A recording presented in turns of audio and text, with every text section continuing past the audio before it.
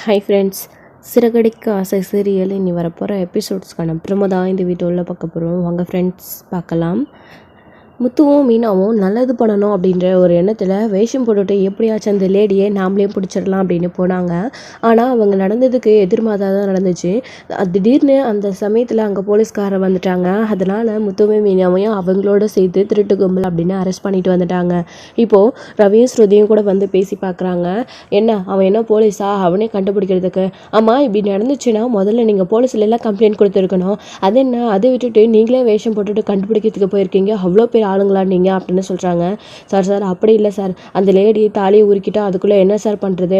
அந்த லேடியோட பர்ஸில் இந்த அட்ரஸை வச்சு தான் இந்த பொம்பளை இப்படிப்பட்ட பொம்பளை இந்த இடத்துக்கு தான் நகர்த்துறதுக்கு வரும்ன்ற விஷயத்தை தெரிஞ்சுக்கிட்டு நாங்கள் அங்கே போனோம் சார் அந்த லேடியை பிடிக்கிறதுக்கு.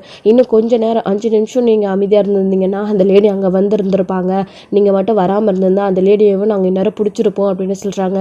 ஆமாம், பிடிச்சி என்ன பண்ண போகிறீங்க? உங்கள் தாலியை வாங்கி வைப்பீங்க, சரி, அதுக்கப்புறம் அந்த லேடி என்ன பண்ணுவீங்க அப்படின்னு. சார் அந்த லேடியான தீர்க்க வேண்டிய பல கணக்கு இருக்குது சார். அந்த லேடி ஃப்ராடு பொம்பளை சார், சாமியார் மேலே வேஷம் போட்டு வீடு வீடாக போய் ஏமாற்றி பணம் படிக்கிறது சார். அது மாதிரி தான் எங்கள் வீட்டுக்கு ஒரு தடவை வந்து எங்கள் அம்மா கிட்ட, தோ இவ என் பொண்டாட்டி, இவ வீட்டில் இருந்தால்னா என் அப்பா உயிருக்கு ஆபத்து அப்படின்னு இவளை வீட்டை விட்டு வெளியில் அனுப்பணும் அப்படின்னு சொல்லி என் பொண்டாட்டி இப்போ வீட்டை விட்டு வெளியில் அனுப்பிட்டாங்க சார். என் அம்மாவும் அவன் இந்த லேடி சொன்னதெல்லாம் நம்பிக்கிட்டு என் அப்பாவுக்கு ஏதாச்சும் ஆகுன்ற ஒரு நம்பிக்கையில், அதனால தான் சார் இந்த லேடியை கண்டுபிடிச்சி அம்மா கிட்டே போய் நிற்க வைக்கணும், இந்த லேடியை நானே பிடிக்கணும் அப்படின்னு நினச்சேன் சார். அது மட்டும் இல்லாமல் உங்ககிட்ட கம்ப்ளைண்ட் கொடுத்தா கொஞ்சம் நாள் ஆகும், லேட் ஆகும் அவங்களை கண்டுபிடிக்க. அதுக்குள்ளே அந்த லேடி அந்த தாலியை கையிலேயே சார் வச்சுருப்பாங்க. அதோ அதாவது என் தங்கச்சியோட செத்து போன மாமியாரோடைய தங்கத்தில் உருக்கின தாலி சார் அது. அதனால தான் சார் அந்த தாலி எங்களுக்கு ரொம்ப ரொம்ப முக்கியம். அந்த தாலி இல்லாமல் அவன் புருஷங்காரன் வேறு இப்போ வீட்டை விட்டு அந்த சீதாவை அனுப்பிச்சிட்டான் சார், அதனால தான் அப்படின்னு சொல்கிறாங்க. என்னையா நீ புது புது கதையாக சொல்லிட்டு இருக்க, இனி சொல்கிறதெல்லாம் ஏதாச்சும் நம்புற மாதிரி இருக்காயா அப்படின்னு. என்ன சார் இது, நம்பிக்கை தானே சார் வாழ்க்கை, உண்மையிலே நாங்கள் சொல்கிறதெல்லாம் உண்மைதான் சார் அப்படின்னு. ஐயோ, இந்த மாதிரி பல பேரை பார்த்துட்டேன், நம்பிக்கை தான் வாழ்க்கைன்னா சொல்கிறவங்க எல்லார் பேச்சையும் நான் கேட்டுட்டு இருந்தேன், அப்புறம் யாருமே தப்பு பண்ணவங்க இருக்க மாட்டாங்களே அப்படின்னு. சார் அதெல்லாம் தப்பு பண்ணவங்க சொல்கிற பேச்சு சார், இது நாங்கள் எந்த தப்பும் பண்ணாதவங்க சொல்கிறோங்க சார், கேட்டுக்கோங்க சார் ப்ளீஸ் சார் அப்படின்னுமோ. அப்போ தான் டே முத்து என்னடா என்னாச்சு அப்படின்னு சொல்லிட்டு அவருடைய அப்பா வராங்க. நீங்கள் தான் அவருடைய அப்பாவா? முதல்ல பையனை அனுப்பி வச்சுட்டு அதுக்கப்புறம் நீங்கள் வரீங்களா? நீங்கள் எல்லாரும் பார்த்தா நல்லவங்க மாதிரி தெரியுங்க, ஆனால் ஏன் உங்கள் பையன் மட்டும் இப்படி இருக்கான், பையனும் மருமகளும் அப்படின்னு சொல்லுவோம். சார் இதெல்லாம் கெட்டப் சார், இதெல்லாம் ஒரிஜினல் கிடையாது, அடைச்சா இந்த விக்கு வேறு அப்படின்னு முத்து அப்போ தான் அந்த விக்கு பிடிங்கி தூக்கி தூரம் போடுறாரு. சார் இதெல்லாம் கெட்டப்பு சார், ப்ளீஸ் பாருங்கள் சார், என் பொண்டாட்டி கூட இப்படி இருக்கிறவல்ல சார், அவள் பூ கட்டுறவ சார், நாங்கள்லாம் சார் ஏன் சார் இப்படி இருக்க வேண்டிய எங்களுக்கு அவசியம்? நான் கார் டிரைவர் சார், பாருங்கள் என்கிட்ட லைசன்ஸ் கூட இருக்குது, இதெல்லாம் அந்த லேடியை பிடிக்கிறதுக்காக போட்ட வேஷம் தான் சார் அப்படின்னு சொல்கிறாங்க. ஐயோ என்னையா நீ குழப்பற அப்படின்னு சொல்லிட்டு அவர் ஒரு பக்கம், சார் இவன் சொல்கிறதெல்லாம் உண்மை தான் சார், தாலி வாங்கிறதுக்காக அப்படி ஒரு ட்ராமா போட்டுட்டு இவங்க 2 பேரும் போனாங்க, இந்த விஷயம் எங்கள் எல்லாருக்குமே தெரியும் சார், எங்ககிட்ட எல்லாருக்கிட்டையும் சொல்லிட்டு தான் சார் இவன் செஞ்சான் அப்படின்னு. ஓ அப்போ உங்களுக்கும் தெரிஞ்சு தான் உங்கள் பையன் இப்படி திருடிட்டு போய் நகை உருக்கிற இடத்துக்கு போயிருக்கானா அப்படின்னு. சார் அவன் நகை திருடிட்டு போகல சார், அவங்ககிட்ட எதுவுமே இல்லை சார், அப்படி போய் சொல்லி அவங்க அந்த வீட்டுக்குள்ளே அவங்கக்கிட்ட நுழைஞ்சு அந்த லேடியை வர வச்சு பிடிக்கணுன்றது தான் சார் இவங்களோட எண்ணம். அது மட்டும் இல்லாமல் அந்த லேடியை இவங்ககிட்ட வர சொன்னாங்க அப்படின்னு சொன்னால் தான் சார் இவங்க உள்ள விடுவாங்கன்னு அந்த அம்மா பேர் அதை யூஸ் பண்ணி தான் சார் அங்கே நின்றுட்டு இருந்தோம். வேணும்னா இந்த பொம்பளை கேட்டு பாருங்கள், ஃப்ராடு இங்கே தான் நின்றுட்டுருக்கேன், அந்த லேடி உனக்கு பல வருஷமாக தெரியுமா இல்லையா, அது எல்லாரையும் ஏமாற்றிட்டு தானே இருக்க, சொல்ல கொஞ்ச நேரத்துக்கு முன்னாடி நீ எங்ககிட்ட சொல்லிட்டு இருந்தல கோயிலில் ஒரு தாலி அடித்தா அந்த உருக்கத்துக்கு நான் வரேன்னு உங்ககிட்ட ஃபோன் பண்ணி சொல்லிச்சுன்னு, என்ன ஏமாத்திரியா? சார் அந்த அம்மா ஃபோனை வாங்கி பாருங்கள் சார், வேணும்னா அந்த அம்மா ஃபோனுக்கு அந்த லேடி ஃபோன் பண்ணியிருக்கோம் அப்படின்னலாம் வந்து முத்து சொல்லிட்டு இருக்காரு. ஏமா ஃபோன் வச்சிருக்கியா கொடுங்க அப்படின்னு கூப்பிடுறாங்க, கேட்குறாங்க. அந்த லேடி தரமாட்டேன்னு சொல்லிட்டு இருக்காங்க. இவங்க அப்போ ஃப்ராட் ஆளுங்களா வேஷம் போட்டுக்கிட்டு இப்படியே அவளை பிடிக்கிறதுக்காக இங்கே வந்திருக்காங்களா அப்படின்னு சொல்லிட்டு அப்போ தான் இந்த லேடி உஷாரா ஆகுறாங்க. ஃபோனை கொடுக்க சொன்னால் கொடுக்க மாட்டேன்றாங்க. அப்போ தான் இன்ஸ்பெக்டர் வெளியில் வராரு. யோ என்னைய அங்கே சத்தம் அப்படின்னு சொல்லிட்டு உள்ளேருந்து, சார் இவங்க எதோ கதை சொல்கிறாங்க சார், அங்கே நாங்கள் நகை திருட்டு போய் உருக்கெல்லாம் போகல, யாரோ நகை திருட்டு அங்கே உருக்கிறதுக்கு வராங்களா, அவங்கள பிடிக்க போனேன்னு யாரோ ஒரு லேடியை சொல்லிட்டு இருக்காங்க சார் அப்படின்னும். அப்போ தான் இன்னொரு போலீஸ்கிட்டையும் எல்லா விஷயங்களையும் சொல்கிறாங்க. அவங்களையுமே எல்லாத்தையுமே தெரிஞ்சுக்கிறாங்க. தெரிஞ்ச உடனே நீங்கள் சொல்கிறதெல்லாம் உண்மையை அப்படி நம்புறது அப்படின்னு நல்லா கேட்டுட்ருக்காங்க. இவ்வளோ விவரத்தையும் சொன்னதுக்கு அப்புறமா நம்மளுமான்னு கேட்டால் எப்படி சார் அப்படின்னு. சார் உங்களுக்கு வேணும்னா சொல்லுங்கள், இவங்கள இப்போவே நான் வெளியில் கூட்டிகிட்டு போக பெரிய பெரிய ஆளெல்லாம் வர வைக்க என்னால் முடியும் அப்படின்னு ஸ்ருதி சொல்லிட்டு இருக்காங்க. ஏமா எங்களுக்கு தப்பு செய்யாமல் நாங்கள் தூக்கி யாரையும் உள்ளே போடல. இப்போ விசாரணை பேரில் தானே உங்களை கூட்டிகிட்டு வந்திருக்கோம். இவங்களை கூட்டிகிட்டு வந்து இன்னுமே ஒரு வார்த்தை கூட பேசலை. அதுக்குள்ளே அம்மா என்னென்னமோ பேசிகிட்டு இருக்க நீ பாரும்மா, என்ன ஏதுன்னு இப்போ தானே விசாரிச்சுட்டு இருக்கேன், நீ அமைதியார் அப்படின்னு. ஸ்ருதி கொஞ்சம் அமைதியாருமா, பார்த்துக்கலாம் அப்படின்னு அண்ணாமலை சொல்கிறாரு. இன்னும் கேஸ் ஃபைல் எஃப்ஐஆர் போடல, என்னமோ பேசிகிட்டு இருக்கீங்க, குடும்பமாக இதெல்லாம் மொத்த குடும்பமும் இங்கே வந்து நின்றுருக்கு, யோ என்னையா இதெல்லாம் அப்படின்னு சொல்லிட்டு முத்துவை கேட்கவும், சார் உண்மையிலே நாங்கள் இதுக்காக தான் சார் பண்ணோம் அப்படின்னு. சரி நகை திருட்டு போச்சுன்னு இதோ உன் பொண்டாட்டியோட தங்கச்சி ஏன் கம்ப்ளைண்ட் கொடுக்கல, உன் பொண்டாட்டியோட புருஷன் வீட்டை விட்டு துரத்துட்டான்னு சொன்னேன், அவன் ஏன் வந்து கம்ப்ளைண்ட் கொடுக்கல, நகை காணாமல் போயிடுச்சு எனக்கு நகை வேணும்னு அவன் பாட்டுக்கு வீட்டில் உட்காந்து பொண்டாட்டி துரத்தி விட்டுருவானா, திருட்டு போனது நகை தானே, அதை கண்டுபிடிக்கணும்ல அப்படி. சார் இதில் ஒரு குடும்ப பிரச்சனையும் இருக்குது சார், எனக்கு அவரோட தங்கச்சி புருஷனை என்னை கண்டாலே ஆகாது, நான் புதுசாக வேன் வாங்கி கார் பூஜை போட, அதாவது வேனை பூஜை போட அங்கே கோயிலுக்கு வர சொல்லியிருந்தேன் சார், அங்கே வந்த இடத்துல தான் இப்படி ஆயிடுச்சு, அதனால் என் இடத்துக்கு வந்து என்னை பார்க்க வந்த இடத்துல பூஜை போகிற இடத்துல இப்படி ஆயிடுச்சு, அதனால அவனை கூப்பிடாம நான் சீதாவை மட்டும் கூப்பிட்டுறேன்ற கோவத்தில் அவன் சீதா மேலே அந்த கோவத்தை காட்டிட்டான் சார். சார் உங்களுக்கு தெரியுமா அவனும் டிராஃபிக் போலீஸ் தான் சார் அப்படின்னு சொல்கிறாங்க. என்னையா சொல்கிற அப்படின்னு. ஆமாம் சார், அவங்க ஊர் அட்ரஸ்ஸு, அவங்க இருக்கிற அட்ரஸை வந்து சொல்கிறாங்க, இந்த ஊரில் வந்து அவர் டிராஃபிக் போலீஸாக இருக்கார் அப்படின்னு. ஓ வந்தாருண்ணா, நல்லாமே தெரியுமே, நியூஸு பேப்பர் எல்லாம் கூட நிறைய டைம் வந்தானே அப்படின்னு சொல்லவும், ஆமாம் சார் அதெல்லாம் ஏதோ தெரியாத தப்புத்தனமாக நடந்து போச்சு சார், அதனால தான் சார் ப்ளீஸ் சார், அவன் தங்கச்சி என்னோடது மீனாவோடைய தங்கச்சி தான் சார் அந்த தாலி, அவங்களோட மாமியார் சார், எப்படியாச்சும் கண்டுபிடிச்சிருங்க சார், அது சீதாவோட தாலி சார், அதனால் சீதா இப்போ வாழ்க்கையை தொலைச்சிட்டு நின்றுட்டுருக்கா சார் அப்படின்னு சொல்கிறாங்க.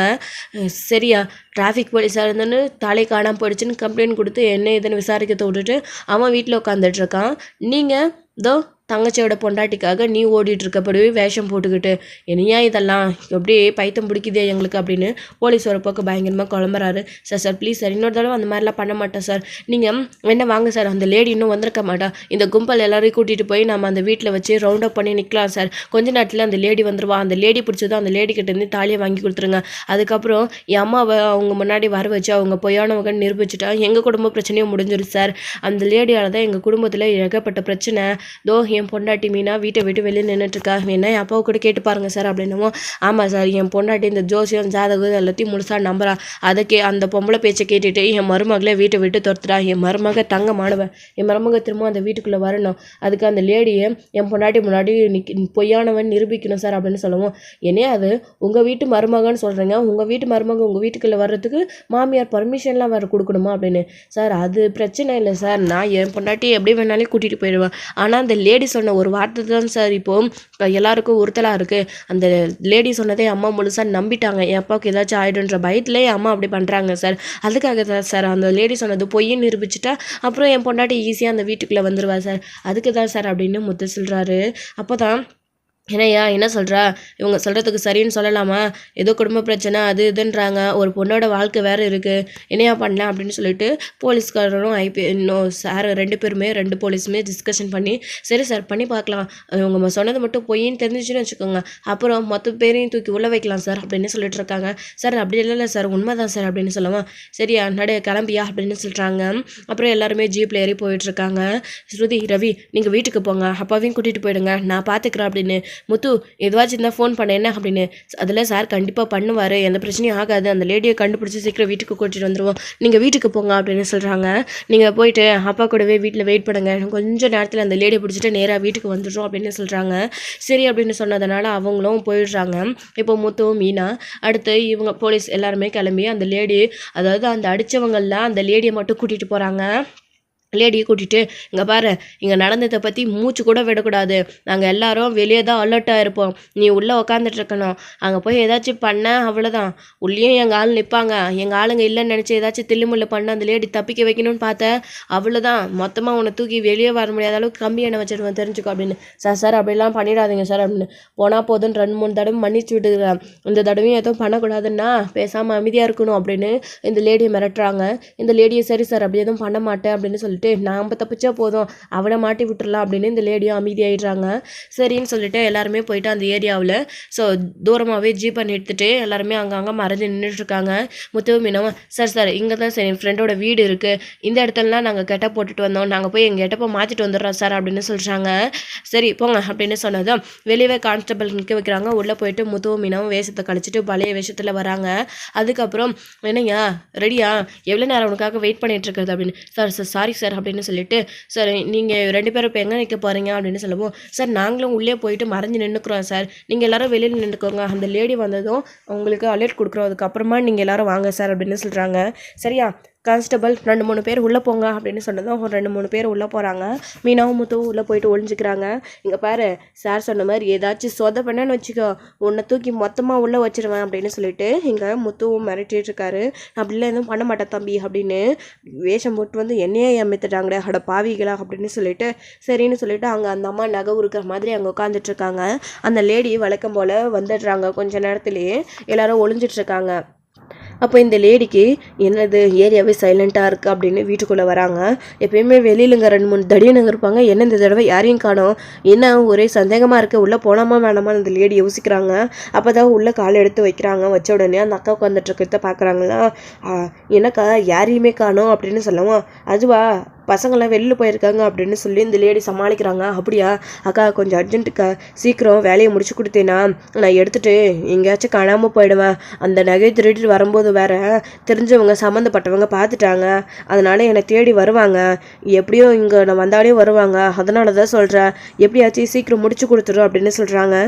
சரி கொடு அப்படின்னு சொல்லிட்டு நகையை வாங்குறாங்க.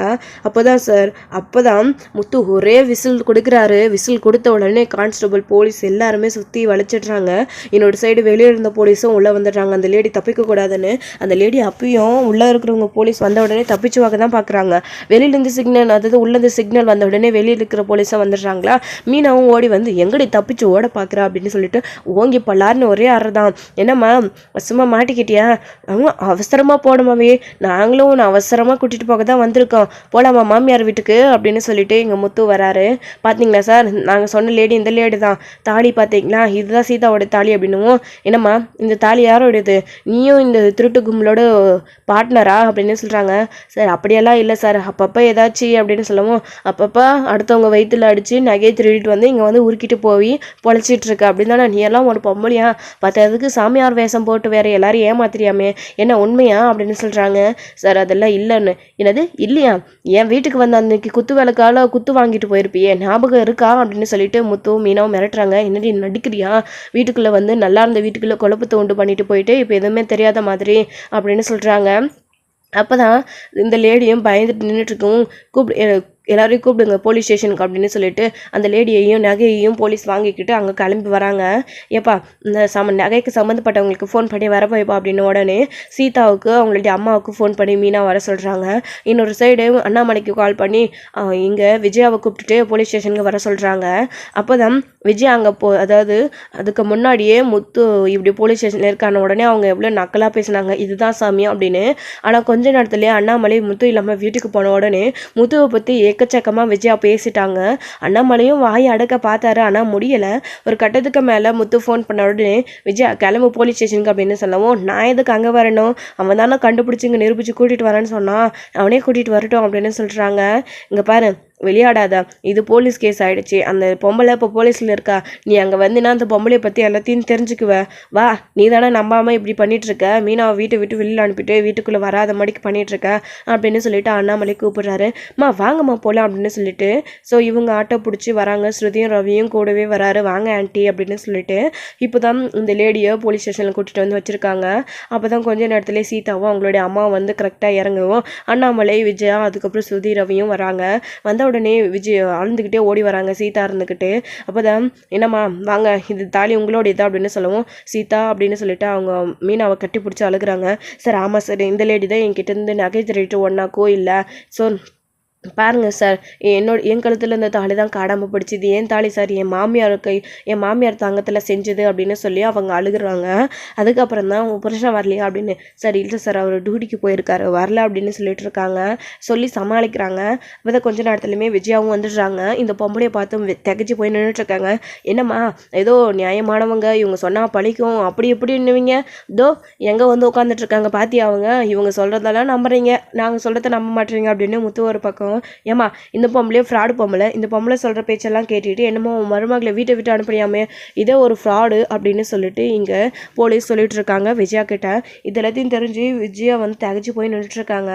அப்போது ஏன் அந்த லேடி கிட்ட போயிட்டு நீ சொல்கிறதெல்லாம் பொய்யா அப்படின்னு கேட்கவும் செய்கிறாங்க. எதுக்கடி இப்படி பண்ண அப்படின்னு.